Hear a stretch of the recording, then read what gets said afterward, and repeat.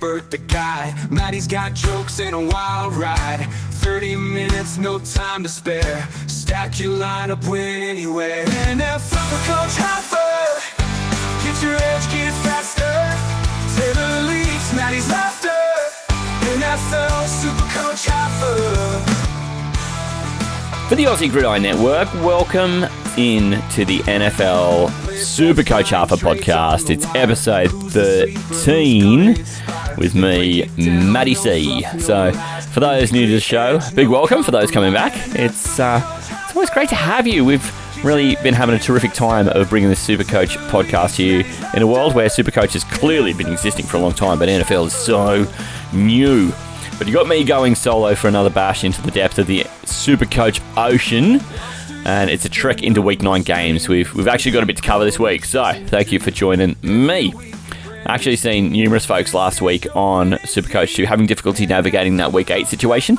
We had 6 teams on a bye, and that kind of pain continues this week, but to a slightly lesser extent. We have to suck it up because there's 4 teams taking a breather this week. It's Jets, Browns, Buccaneers and Eagles who are away this week, and I suspect it's mostly the latter 2 teams who are going to bring the most concern to rosters, the Buccaneers and the Eagles. There are the odd Jet or Brown who people have been starting, but I think clearly the other 2 teams have got a few more fantasy relevant guys.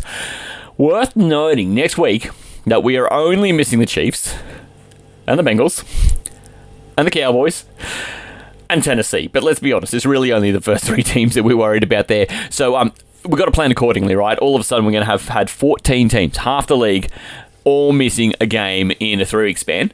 And it has been worthwhile thinking about that when we use our trades, right? We've been very careful about how we manage our trades. And if you've got less than about a dozen trades left, then you may find yourself in a bit of a sticky situation over these next couple of weeks, because you're going to still need to use them.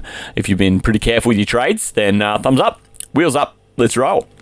Got a bit to get through tonight too. The SuperCoach Halfa comp is the first one I want to touch on.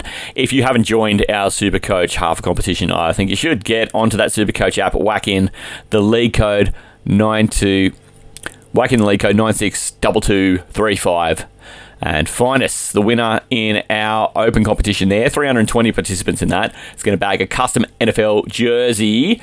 Pick anyone you like too. You can pick anyone. Jackson Dart, whatever. Rashi Rice after last week. Get me some of that. You also get some AGN swag as well, thanks to the Aussie Gridiron Network. We are going to check in who's at the top, like we have every week, and give a shout out to our top performers and have a go at our top performer. Reese has made it to the top. He's ascended the mountain. His team's worth $346 million. He's got 4,161 points, averaging 520 points a week. His team is called Townsville, not Townsvillian. And congratulations, Reece. You've been hanging around that top 5 most of the year, and you've just been consistent as hell. Your Week 8 score of 517 did a good job to pull you up the top. The only team I've seen score higher than that last week was 95 metres. Josh, he was in about 4th or 5th place a couple of weeks ago, and he has continued his ascension and gone and got himself 518 points last week. Brings his season total up to 4,154 points, 7 points shy of our Townsville mate. And a team worth $356.8 million. Unbelievable. That is a lot of points over time and a lot of cash generation there. It'll be interesting to see how these guys are doing with trades as the season rolls on. But our 3rd place getter at the moment, and I love this, it's a voice we haven't thrown out there yet, is a team called Penix in Your Butker. It's run by Yarpin, and he's scoring 507 points last week, has 4,152 points on the air, only 2 points shy of 95 metres, our team from Josh there, and has a team value of $361.2 million. These are 3 people who are all ranked inside the top 25 on SuperCoach in total. So how about that? Unbelievable that these are folks who are in our competition as well. Well done to Yarpin. Good to have you, and it's great, even better to be mentioning you on the podcast here. The next couple too are folks we haven't brought up either. Slappers. comes in at number 4. This is Alistair's team. Goes and throws up almost 500 points last week. Has 4,120 total competition points for the season. Has a team value. Again, we're ascending. $371.5 million in team value. 42nd overall in SuperCoach. Elevated by 16 points last week. Well done, Slappers, Alistair's team, for coming into the top 5 for the first time this year. And then our 5th team is Bring It. Team Bring It. It's run by Auni, A-O-U-N-I, Auni. 476 points last week, tied with Slappers on 4,120 for the season, has a team value of $352.1 million. Fantastic. I love that we get a chance to talk about these great owners every week who've had good weeks, who've been consistently growing their team value or their team scoring, and both are important. What I like is that you've got a mix there of different values and also different scores, and it's not always one being absolutely tied to the other. Just because you've got a high team value doesn't mean you've got the most points, and just because you've got the most points doesn't mean you've got the highest team value. So it does show you've got to be pretty careful about how you manage it. These guys all in the running for that custom NFL jersey and some AGN swag thanks to the Aussie Gridiron Network. But you can also check out our merch store at linktree/Aussie Gridiron Network. If you're listening and you haven't joined our SuperCoach League, to go ahead and find it, 962235 in the SuperCoach app. You'll find it here where we've got the show notes. It'll be the very top thing. Okay, what did we get out of Week 8 in SuperCoach? Who's moving in? Who's moving out? It was a heck of a week with so many teams away as well, but that means that there's a lot of information for teams coming in. What's great about it is that the guys going out are pretty clear. Our most traded out guy, really injured, and it's a pity.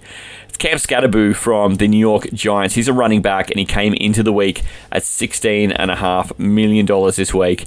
It's disappointing to see him out because he snapped his ankle clean in two, and he was immediately taken from the field and rushed to a hospital in the Philadelphia area to get that repaired because it was pretty dangerously broken, and it was a big problem. But I think what the problem here is that he's going to end up making crayon suppliers go broke because now he's not training and he's not playing for a little while, so he's got more time to eat crayons. He's going to be missed, though. You got to sell him in the short term at $16.45 million. 1,500 super coaches have. Some of the most common trades I've been seeing have been revolving around Scatterbo going out for guys like Jonathan Taylor or James Cook or Jameer Gibbs. Even Derrick Henry has been a bit of a trendy trade in for Cam Scatterbo this week. I'm unsure we're going to see him again this year. I mean, it's the right thing to do. You've got to move him, and depending on whether you're going up or down, it looks like most people are trading out of him, are using that plus some reserve cash from somewhere else, or they might be sitting on a couple of bucks to move up to one of those four. Second guy out is Emeka Ibuka. He goes on the bye. He's made you a ton of cash. And he's actually had a couple of quieter weeks, so he sheds you a little bit of money this week. He drops $2.2 million, but he had gained you more than $7 million, even if you look at it now. 700 super coaches on their way out. You should definitely get out of him now because of those two things. He's shedding cash and he's going on the buy. This is helping see super coaches move into a guy like Troy Franklin or Rashee Rice, which they each have their cases. Look, many have made the move and jumped on the move out of Emeka Ibuka last week. So for me, it's good to see these 700 extra super coaches making that move because you would have been glad if you did it last week, and this is kind of what you want to do in super coaches. You kind of want to make the move a week before it becomes super trendy, and those folks who moved last week are getting the benefit from that, but it is definitely not too late to still be smart about it and make that move. Our third is Ashton Genty. He makes a list, and weirdly, he's coming off the bye, and people are still getting out of the Ashton Genty business. It's about 500 super coaches who have made that move, and you know why, don't you? It's because they're facing the stout Jaguars defense, and he's going to score 0 this week.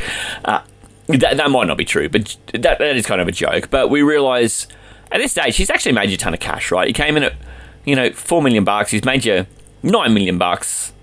So, he's done his job, and he's given you a gateway to boost your roster value and help you move into a top tier back. So, his break even of 34 is not the most likely outcome this week. He could do it, but I mean, I wouldn't be banking on it. He's destined to start shedding even more cash too, so it's a great time to pack up your travels in your old kit bag and get out of Vegas, mate. A fourth one on the list is Darren Waller. Now, he made a quick flourish into the NFL again. Great to see him getting away from something he's shit at, rap, and getting into something he's good at, catching balls. But he only played a few games, and he was actually even startable for that period for a few weeks, but he's now out, and you just got to sell him. We don't know that he'll be back at all, and he made you a few $1 million, so he's not going to come and save you. It looks like a move that would be one that would help you get into that nice prospect from the LA Chargers if you can make the move.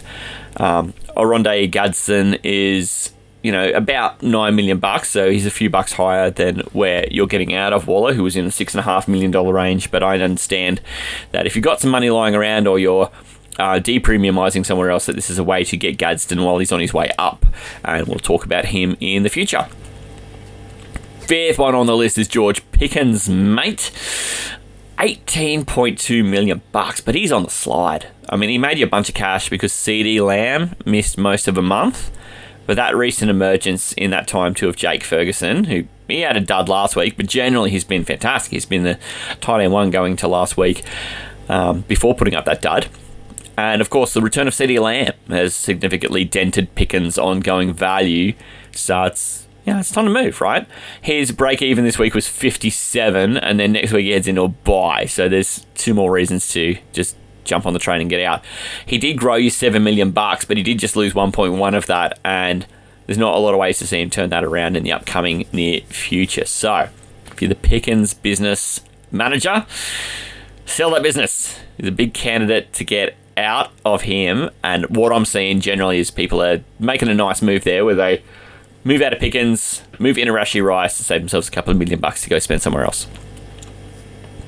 Do you remember when Quentin Johnston was a thing? Huge.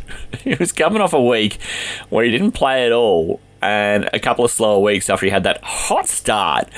Quentin Johnston has earned you a bit of a price rise over the year, but it turns out with what he's slated to lose now, he's actually going to have lost you pretty much all of what he raised if he'd stayed in the Flames. So we've still got super coaches getting out of him now at a rate of, it's kind of 350 odd, 400.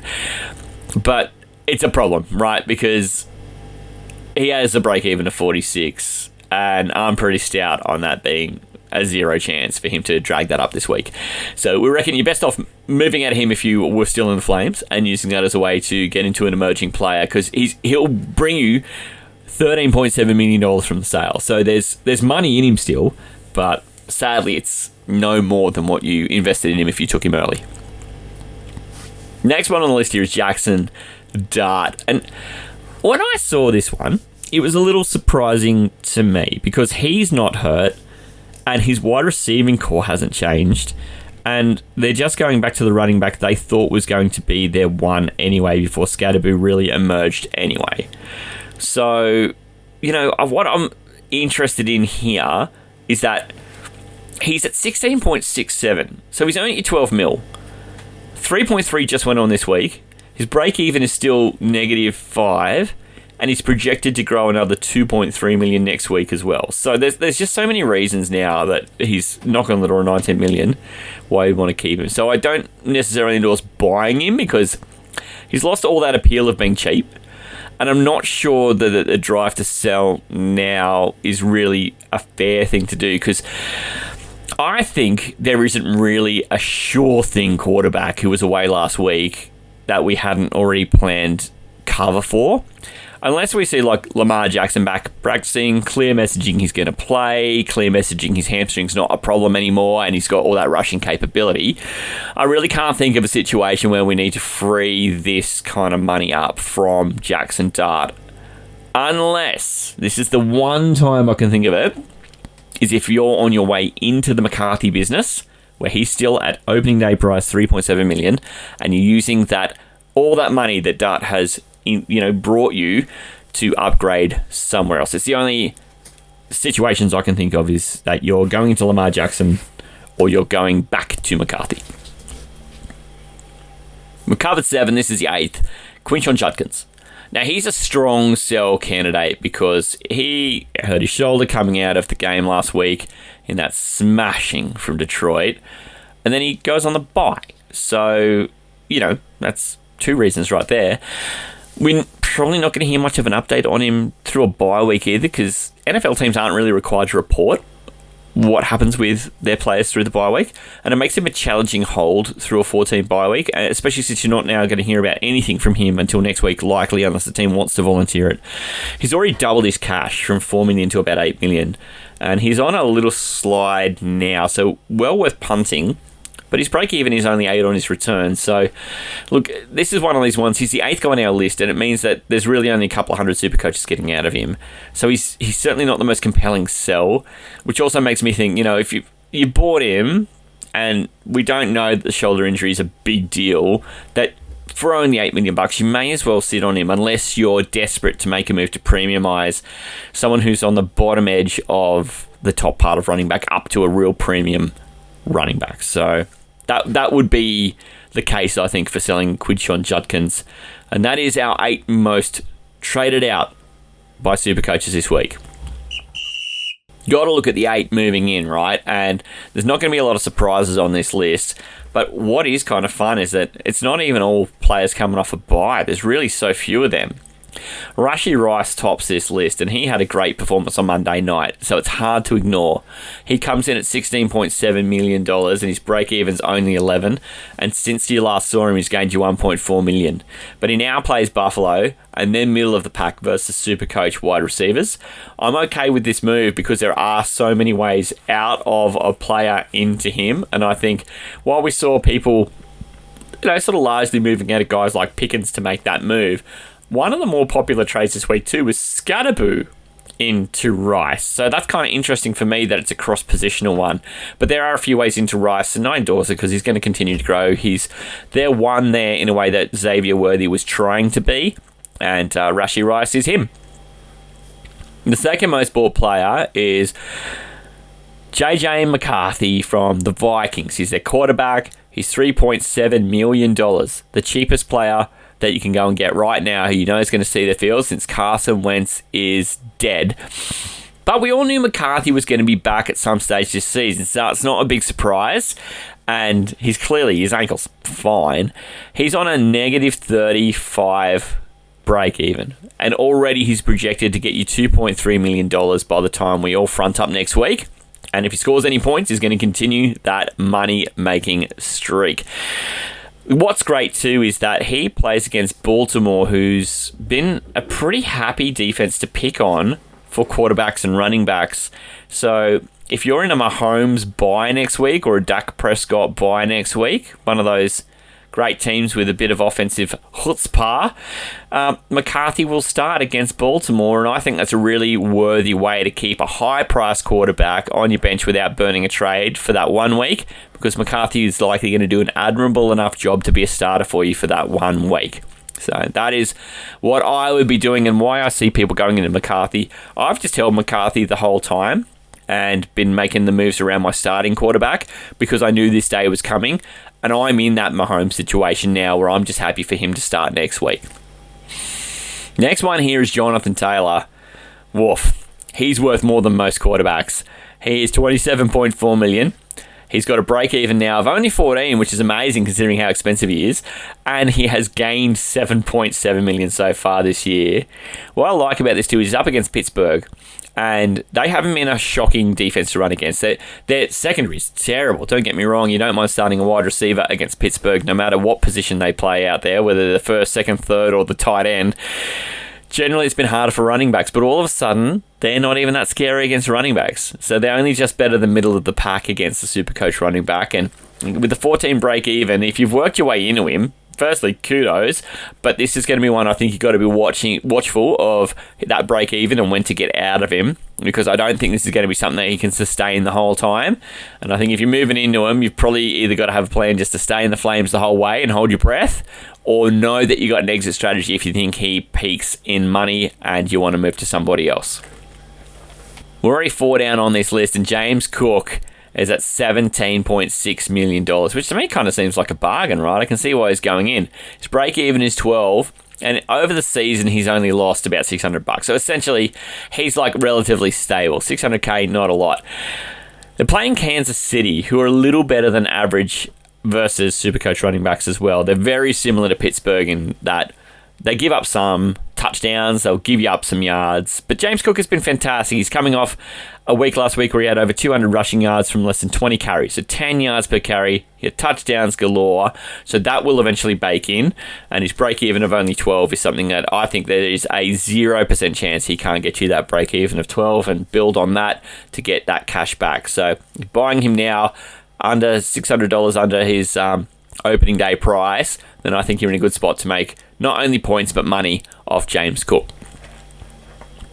I love this man, and I'm going to find a way to make sure he's part of my trade-ins this week.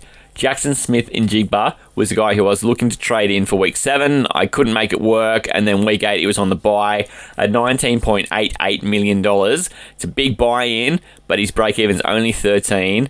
He's gained you $6 million this year. It's going to go up against an uneven Commanders defense who Kansas City rolled up 1,000 points against on Monday night. And the reason I think this is good news is because should they have Jaden Daniels back, that actually bodes well for Jackson Smith-Njigba. Hear me out. This is Taylor talk all over again. He talks about game script, and that's what I want to talk about. I don't think this then becomes something where it's a blowout. I think if you can have Daniels in the offense, he does enough things to keep the ball moving and score points in a way that Marcus Mariota just can't. And that means that Jackson Smith-Njigba doesn't get game scripted out because you don't need to be passing in a game where you lead by 25 in the way that you see sometimes where they'll just shelve the passing and shelve the quarterback and then run out their seconds. I just think that if Daniels is going to play, it just bodes well for keeping that offense flying. It is expensive to get into Jackson Smith-Njigba at 20 mil, but he continues to grow, and I think this week he continues to grow points as well, which will see his money continue to grow. I just don't see any downside for buying into Jackson Smith-Njigba. I think you can overlook his expensive price tag. Let's move to tight end because Tucker Kraft went and threw up a 30-point game in just standard fantasy out there last week. It was 2 billion points in SuperCoach, 13.3 million, and he's grown by 3 million this year. He's about to almost double that as well because he's added 2.4 of that in the last week, and it's about to grow even more. His break-even of negative 14 is so attractive for a position of limited personnel. And I'm really happy to see folks make this move, right? Because there's enough people you can get out of to do it. You could have got out of Kittle at any stage. You could get out of Bowers at any stage to get into this. And even depending on how you feel about Trey McBride, you could just do a straight move in Tucker Kraft, who looks like he's got the eye of Jordan Love. And his series of matchups coming up do not scare you. Tucker Kraft is clearly the number 1 wide receiver in this offense, even though he's your tight end. That's what you're looking for. That's the secret sauce at tight end in fantasy football. I only got a couple to go here, and one of the fun ones here is the Denver wide receiver Troy Franklin. I was interested in him. He's $8.27 million. He's doubled in price this year and added quite a bit of that last week. He's on a fantastic negative 24 break even. Super attractive. But you know what? I was thinking about what's your move to take him on, because I was sort of looking through the most popular moves in SuperCoach this week, and he kind of doesn't rate in those when it comes to just bringing people in. And I think what you're looking to do here with him is you're using him as a boom or bust pod, really. I think that's got to be the move, because his price is a little awkward because he's not a super cheapie. He's definitely not expensive, which is great, but what does he bring you? You can't spend $8.27 million and put him on the bench, right? Because what's that doing for you? It's an expensive way to not be scoring points. So I think you have to trust that he's going to score your points and put him in your lineup and make him somebody who is a point of difference between you and other teams in a bit of a catch-up mode. This week too, that Denver side are playing Houston. Now, I don't love going up against the Houston pass rush, but I'm not terrified of their secondary at all.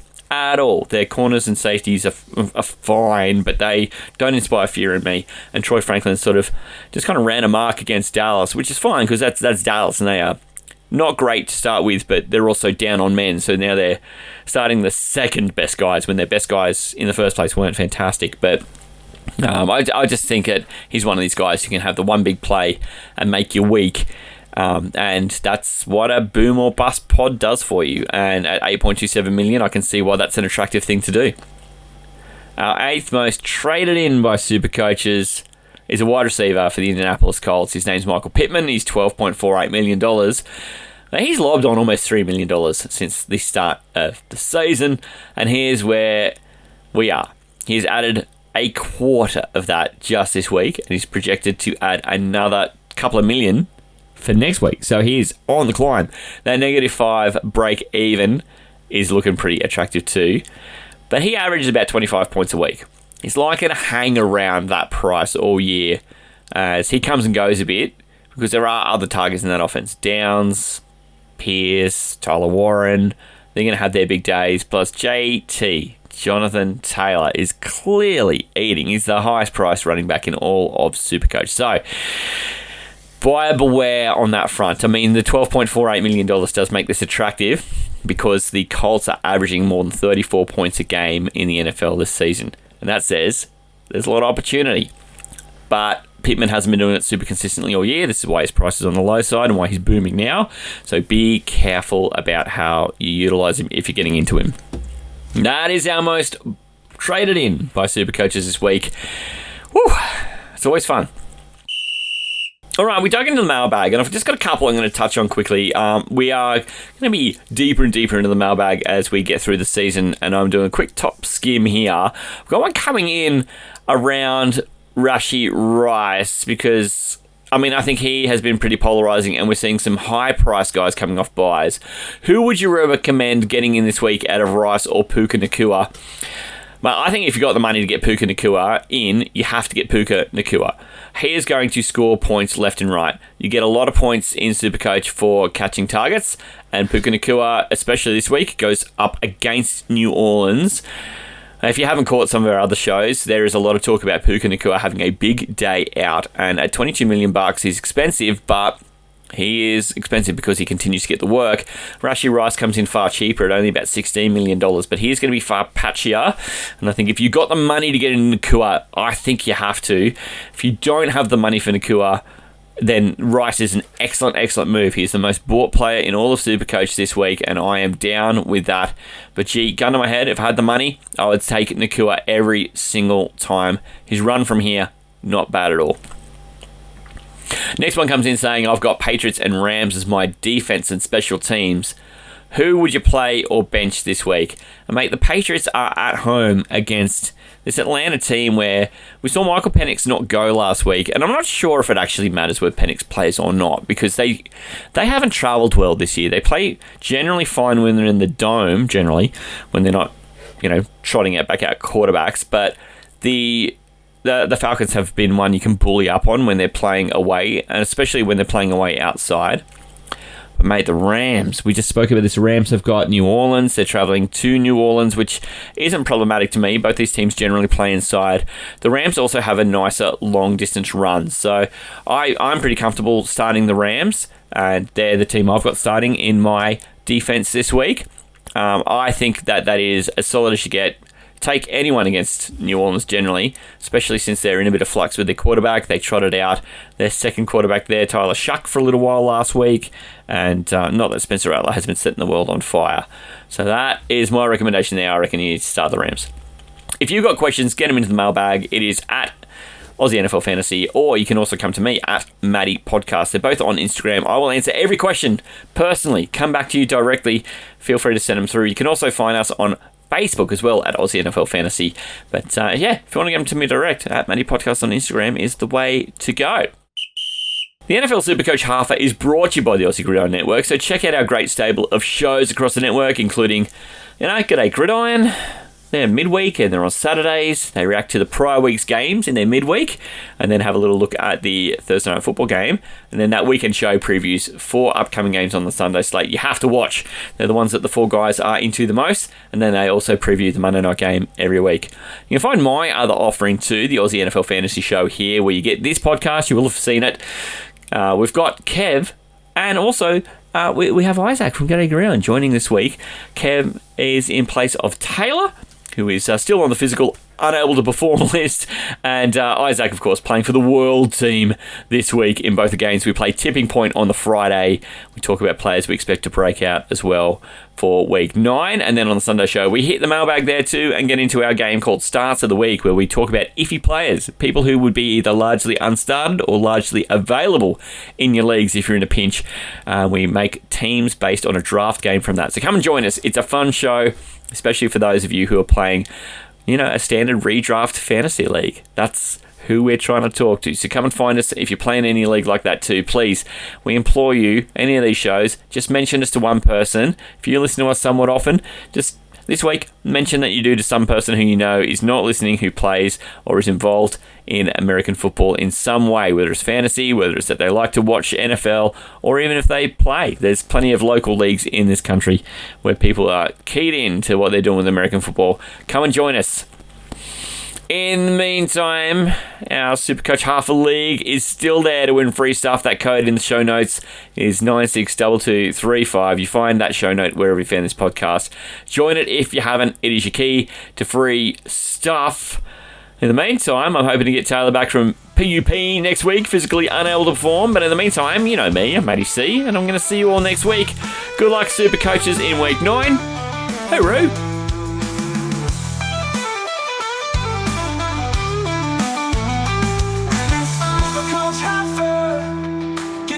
Get it faster. Taylor leads, Matty's laughter. NFL SuperCoach Halfa. NFL